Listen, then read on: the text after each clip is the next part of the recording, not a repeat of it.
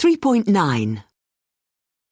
With me in the studio today, I have Richard, who's a pilot, and he's going to answer some of the most frequently asked questions about flying and air travel. Hello, Richard. Hello.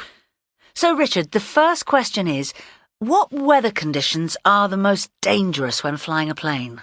Probably the most dangerous weather conditions are when the wind changes direction very suddenly.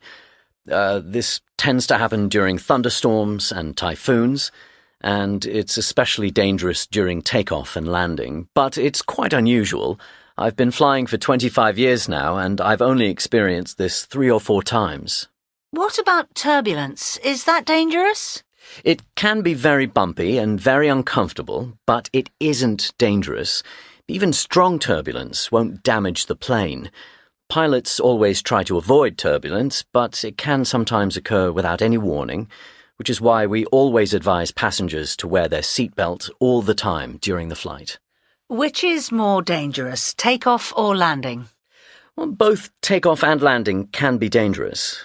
They are the most dangerous moments of a flight. Pilots talk about the critical 8 minutes, the 3 minutes after takeoff and the 5 minutes before landing. Most accidents happen in this period, but I would say that takeoff is probably slightly more dangerous than landing. There is a critical moment just before takeoff when the plane is accelerating, but it hasn't yet reached the speed to be able to fly. If the pilot has a problem with the plane at this point, he has very little time, maybe only a second, to abort the takeoff. Why are passengers asked to switch off their electronic devices during takeoff and landing? It's mainly because they don't want passengers to be distracted in case there's an emergency. It's nothing to do with the devices interfering with aircraft controls. I mean, aircraft control systems are so sophisticated now that they wouldn't cause any interference. Incidentally, that's also the reason why people have to put their tray tables up. If we had to abandon takeoff or have an emergency evacuation, a tray table could cause a passenger injury or prevent other passengers from getting out easily. Is it really worth listening to safety demonstrations?